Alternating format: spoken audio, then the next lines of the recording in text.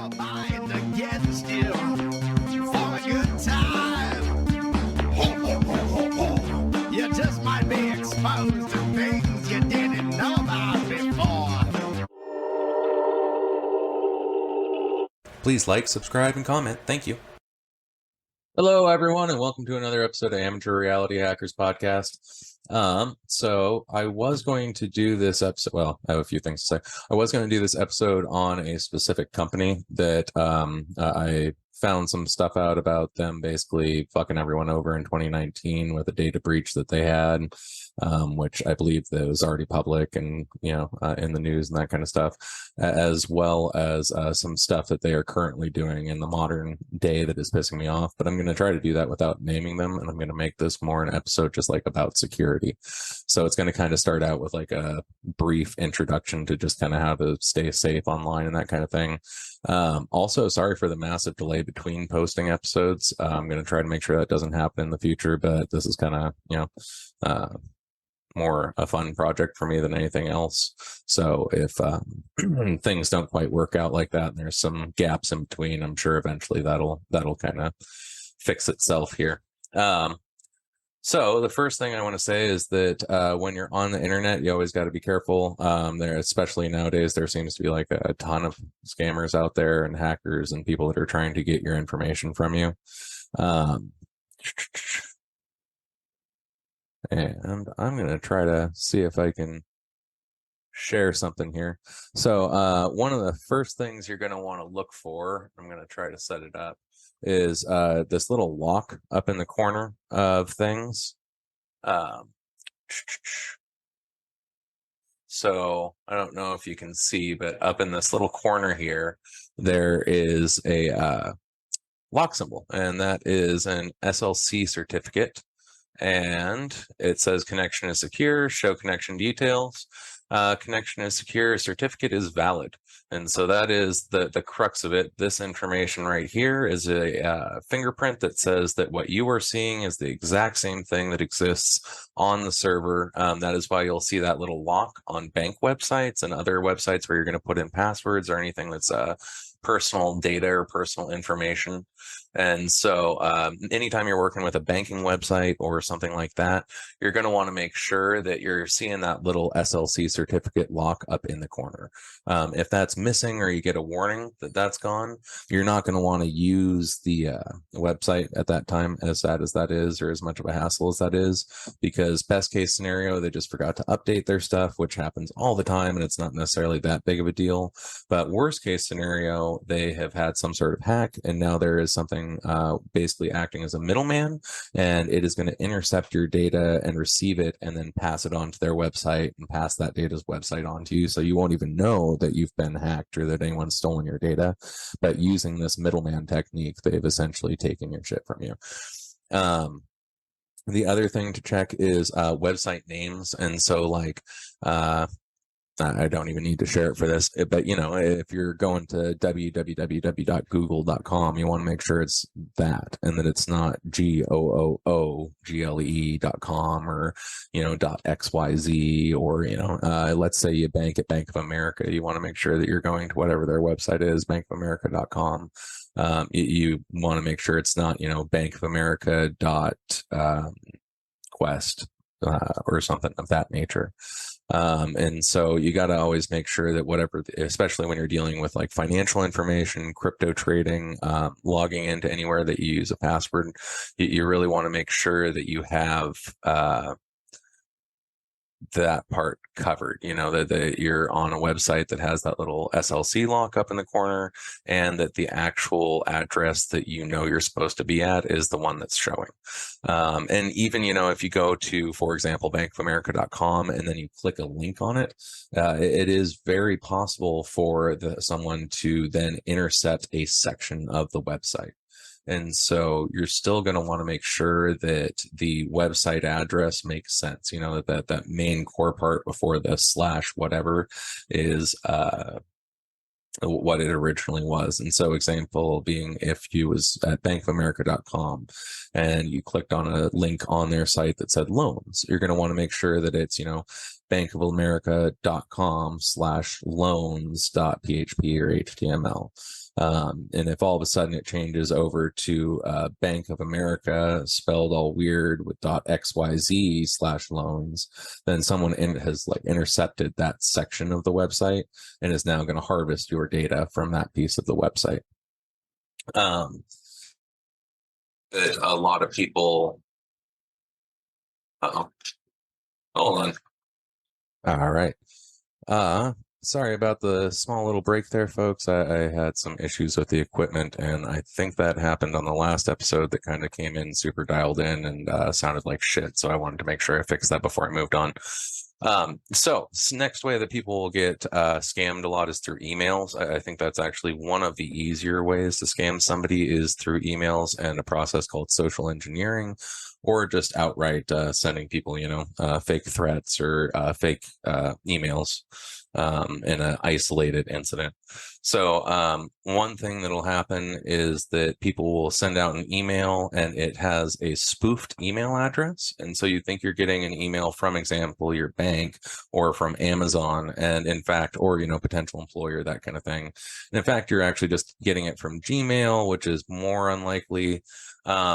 Or, a true spoofed email in here. I'm going to share something real quick, and it's like the most basic of that concept. And so here's someone, they're claiming that they're Jeff Bezos, and so that's what their name is on here. And sometimes, they'll try to even get more clever and put Jeff Bezos at Amazon.com for that highlighted part there. So people don't even look at the second part, and then I'll say, I definitely work at Amazon.com at gmail.com or something like that. Another way that these spoofs will happen, and it seems to be a little bit more frequent than I think, it's like Hotmail, is it'll look even in the secondary part like that's the actual email it came from. And then if you highlight it and go to like this bracket of information, all of a sudden it'll have, I13XZAF469 at fuckyou.com as the actual email address. And this is all just a part of kind of like the header tag of the email that comes through in the coding. And so it's not the actual email, it's just what the email has been told to present you. And so I know in Hotmail, if you're using the Hotmail on the actual desktop, like a lot of people do, I'm not going to open mine and expose my shit, but essentially you can just kind of hover over where it says the name, like I'm doing here on this picture, and it's going to show you a bracket of information about the email. Anything that does not completely make sense to you and 100% come through as something you were expecting, I would always make sure that's your first line of defense, is making sure that the actual email is the correct one. If you're ever concerned, you get away from the fucking internet. At that point, don't send emails. If it's somebody that needs to actually get in contact with you, they're going to have it like a little contact thing at the bottom. And so you're going to be able to call their company or call, whoever it is. And that they might pose as the original company if they do have a number on there, and that's still, possibly a scam. And so you still have to be cautious. But at that time, it'll become very apparent, because once you call in, you kind of put the pressure on them. They're going to start pushing you for, bank information, credit card information, payment. They're going to start, trying to treat you like you're stupid or like you've made mistakes. So that way you feel pressured and stressed to act quickly.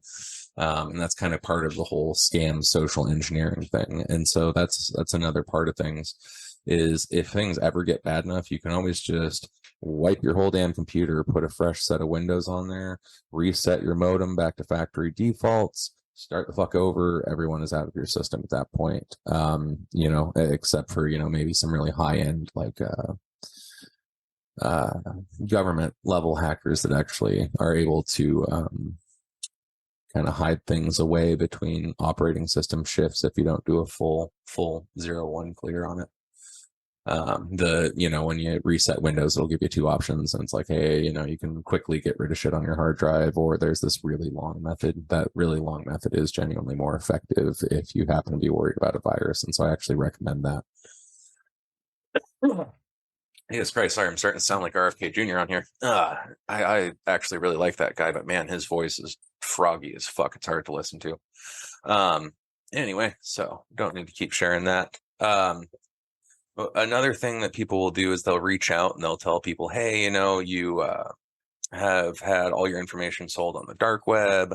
I can help you with that. I can get that all removed from the dark web and then protect you and alert you if anything else happens in the future. Don't fucking believe those people. There are true companies that will do that. They are never going to reach out to you. You are going to reach out to them. So if a company is effectively and truly doing that, they are going to make sure that they have an easy way to be found on Google. And as soon as you have some sort of compromise, you're going to go to them and they're going to charge you a lot more than the fucking $30 a month, $50 a month, $100 a month that these other companies are going to charge. Because at that point, they're really going to go through and kind of roto-root your stuff and make sure that it's not on dark markets and that kind of stuff. And they're going to freeze your credits for you and they're going to contact lawyers. And I mean, the actual process of dealing with that kind of thing is pretty elaborate. And it's not something that you're going to randomly get an email in your account about. At that point, what you have is someone essentially trying to scam you or blackmail you. One of the more vicious attacks like that I actually had a client go through was they had been working with this company for 3 years and given them thousands and thousands and thousands of dollars as well as access to their computer. And it wasn't until after 3 years when the scammers realized, oh crap, this person never puts their banking information on this computer that we have access to, and they just go into the bank directly, that they finally started demanding that the person give over their banking information so that way they could double check that none of it had been used on the dark web. At which point the person came to me and said, hey, this shit doesn't seem normal. And I was like, yeah, that's not. Please go report it to the police, stop contact with this company, stop paying them, get a lawyer, that kind of thing. Because essentially they had just been bullshitted and lied to. And this, poor woman that didn't know any better had been completely obliterated well, she was well off enough that she handled it, but I mean, it was a financial loss, a substantial one at the hands of these people that did not earn it and did not deserve it. And so my heart goes out to her, and I hope that other people don't fall into those same traps. Basically, just don't believe anyone online ever. So another one that's really common is places will get a hold of people and say, hey, we were hacking your camera on your phone and we caught you doing this or we caught you doing that. Usually it's like jerking off or that kind of thing. And we're going to expose it to everyone you know and your whole family. It is a lot easier to just tell people that shit and hope to God that they'll send you some money or send you some cryptocurrency than it is to actually invade someone's phone. So, there's definitely times that kind of thing has actually happened, especially if you're bragging about your finances on social media. Social media is another just a hotbed for basically luring in attacks. And, it's a serious vector for attack. So if you go on to any social media site and start bragging about a whole bunch of earnings, a whole bunch of money that you have, you genuinely have to be prepared for protecting yourself from people that are now going to exploit you because of that. Oh goodness, where was I? Oh yeah. So on these emails where they'll say that they've hacked your camera and that kind of thing, they're just bullshitting. That's really all it is. And as somebody that actually has gone to those lengths isn't just going to tell you that they have. They're going to say, I have, here's the fucking pictures of you that I'm going to release. And they're going to send you those pictures they have from your camera. And so if it doesn't come with that, then you can be pretty fucking confident that they're lying to you. And if you just ignore them, they'll probably go away. Like I said, unless you make yourself a hot target. Another thing on social media, there's a lot of people that will try to scam you and lie to you. There's also this thing where there is artificial influencers, is what I like to call them, where it's usually, attractive young women. It's completely AI based. It's 100% bullshit. Both the images and the interactions they have with people are fake, or they're contracted out to these scam farms in India and Africa and that kind of thing. And the whole purpose behind it is usually to get free stuff out of guys, gift cards, gifts like clothes and that kind of stuff that they'll sell on eBay later, or sell to, private networks they have. And to get cash out of these guys. And that's they'll run a long game where it's 8 months, a year, and you think that you've been talking to this girl the whole time. there's a really funny ass channel. I think it's Catfish or something like that, where they just go over a whole bunch of incidences like this. But these poor people, they think they've been talking to these women for an extended time, and then all of a sudden, right when everything's about to hit the climax, that point of actually meeting and actually being to have this romance that they've been getting led on with for months and months and months, all of a sudden, the girl needs money for a plane ticket and all these other high end items that she hadn't been asking for before. Before it was $20 here, $30 there, lingerie, that kind of shit. And now it's, $800 for a flight. And oh my God, now I'm in the hospital when I was on my way to the airport and I had to spend the $800 on my medical bills. And can you send me another $1,200 for my medical and then another $800 for the plane, that kind of thing. And so that they will eventually get their pot of gold that they're searching for if people fall for that shit. Another thing that'll happen on social media is that, especially if you're a business owner, pages will create a page that says your page has been disabled, and then they will tag you in a post that basically has information like screenshots of your page, and it makes it seem almost like Facebook is trying to get a hold of you or Twitter is trying to get a hold of you, and they're trying to tell you that your page for business is being shut down because of some critical mistake you've made. And that's just not how that works, like at all. And so if you ever see that and it comes up in your notifications, just ignore it. Don't click anything, because all they're going to do is fish your information, hack your Facebook. I over the past few years, haven't had to deal with many hacks since I've gotten a lot smarter about my personal protection. However, that is one that got me about 8 months ago.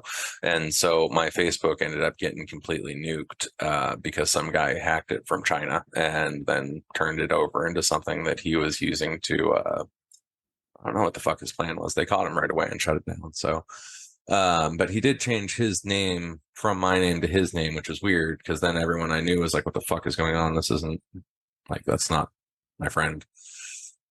So kind of dumb shit way to do that. There are, of course, extra safety steps you can take, besides just never trusting anyone online, essentially, is a big one, unless you know them in person. Getting a special tablet or a Chromebook or really, really cheap laptop, and that, it doesn't have to even be good, just good enough to get online. And then only using that, making sure it's got like, not McAfee antivirus. John McAfee was a friend of mine, but he even admits that sucks after he sold it to IBM. I know that my company is personally, connected to, my computer repair company is personally connected to Malwarebytes. They're pretty decent. And there are some other antivirus companies out there, but I that are pretty good. And you can just kind of Google that. Make sure to check forums as opposed to paid review sites. And so these computers that you can buy as a separate thing, just as a little cheap add-on to your system, or tablet or whatever the fuck you decide to grab, then you just use that for all your banking and all your crypto trading and anything else that's financial, anything else that you have really secure passwords in. Make sure anything that's kind of like a dipshit service, like Facebook, Twitter, that kind of thing, that you have to use a password for, that's a completely different password than the ones that you use for anything that's financial. Never put your passwords down into a Word document on the computer or a Notepad document on the computer. Always make sure that those have been saved on a piece of paper. I usually think it's best to then keep that piece of paper in a safe and just not tell anyone, where that safe is or what the paper is. If you can figure out a way to encrypt your paper on top of it, fucking A, that's even better. Kind of pointless stuff. Let's see. I have some notes just written off to the side here. I'm looking at to make sure I kind of cover everything. SLC link, safety and emails, special tablet, text file for passwords.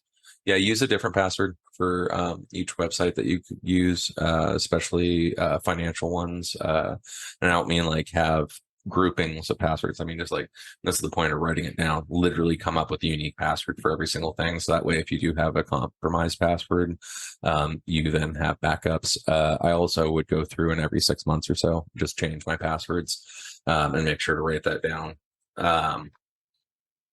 Okay, so there is a company, and I'm not going to name them because I don't want any sort of legal action or anything, but you could look them up. Back in 2019, they had basically centralized a bunch of different services. I believe it was mostly hospitals, prisons, that kind of thing that they're providing security services for. And when their company got breached because the way they had centralized everything, and this was 2019, I believe, February 2019, the way their company had centralized everything, all that data just out to the world, and that's social security information, medical information, pertinent information, I believe credit card info, things that people don't want out there. That company, despite the lawsuits and everything else that happened around that incident, did not die. They were able to continue just because of how many clients they had that they had essentially fooled into thinking that their service was in some way superior. And the concept between their service or behind their service is a really frightening one. And it's essentially, hey, we know you work in the government, or you're busy at your hospital, or you're really busy with this school that you're taking care of, and so we don't feel that you need to have anyone at your school that takes some of their time and specializes in understanding different security mechanisms and how to use them to protect your servers and your classrooms and your hospitals and your prisons. But we want you to just buy all of our equipment and centralize everything, and then our experts will take care of all that for you. Now, here's a problem with any company that tries to do that. The centralization of all your security features means that you have a single point of access for hackers. So if you have, for example, 14 4 that are connected, God damn it. Sorry about that, guys. I have been having some real issues with the equipment here. Mainly the microphone. I had to change out a wire that was frayed, and the new one keeps falling out. I don't fucking know. Considering I'm kind of a tech geek, it's a pain in the ass that I have this happening to me. Anyway, so this company has centralized everything. Problem with that is now you have a single point of access that any hacker can get to, and even if you've super gone out of your way to make sure that that single point is secure, unless you've completely pulled it off the internet, eventually somebody will and can figure out how to get in there. That's just how things work. If it is online, there is somebody that eventually is going to have the intent, the desire, and the will to get into that data if they want to. The other thing that this particular company is doing is providing sensors, and this is just a personal pet peeve that's pissing me off. They're providing sensors for schools to catch kids vaping in bathrooms. And as much as that seems like a noble cause to try to reduce this behavior in our youth, which, I mean, vaping's fucking definitely not smart for somebody that's 15. I'll say that much. I think anyone over 18 can make their own choices. I smoked cigarettes for years. I vaped for years back when you have to build your own coils and shit. I was doing it then. But I also sound like I have a frog in my throat half the time from the amount of weed I smoke now. So I have no soapbox to stand on. But this concept that you can take children that are so stressed out that they're breaking the rules to get this nicotine, to get this stress reducer and this anxiety reducer and this thing that's going to bring down their displeasure in the moment by sneaking into the bathroom and hitting their vape pen. That you're going to curtail that behavior by stressing them out more, by putting them on suspension or expulsion, or in other ways negatively impacting the life that they're currently leading, is fucking retarded. Like that is, and I hate to use that word, but I mean that is the essence of a thought that has no ability to go from any logical point to any logical point.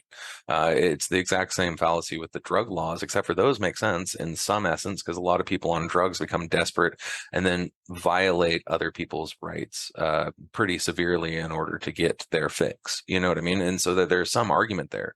What the fuck is the argument here? Like, what the fuck is the argument for taking kids that are stressed out, that are fucking unhappy with their lives, probably have fucking parents getting divorced at home, probably have some fucking girl or guy that they want that doesn't like them, and some fucking creepy person that wants them, and like life is a shit show even at that fucking age, and they have all these goddamn responsibilities with their classes and high school. And when I was going to high school, I think there was like 10 different fucking classes we were trying to juggle bare minimum, and so I might be half a lifetime removed from that.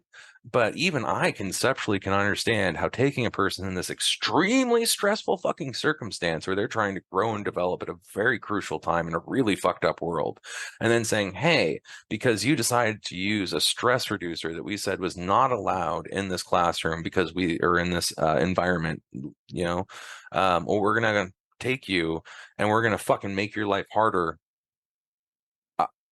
I can't even express how evil that is, or how illogical that is. At that point, why? If fucking somebody rats on the person because they were being a dick about it, then maybe. But if a person waits until no one's in the bathroom, sneaks in, and then takes a couple hits off their vape, how about you just fuck off? You don't need to have a fucking detector in the bathroom, you fucking Nazis. Anyway, that clearly had been building up in me for a little bit. Any company that offers a centralized solution to all of your security needs is fucking you, and they're lying to you, and they're not doing anything that's actually in your benefit. And in the same vein, any company that tries to basically oversell you on anything security based is likely a scam. It's a lot better to decentralize things, make sure that you have isolated and compartmentalized devices for anything that's financial, that you don't click on links, and that you remember that a key concept behind hacking is social engineering, which is essentially, how can I lie to you to get what I want? And usually what they want is data or your bank info. Anyway, folks, hope you have a wonderful day. I will see you again much sooner than before. Please hit like, please hit subscribe, please leave a comment. I will comment back to anyone that does comment, and all those things right now when the show is new really help me out. Awesome. Thank you. We are amateur reality hackers.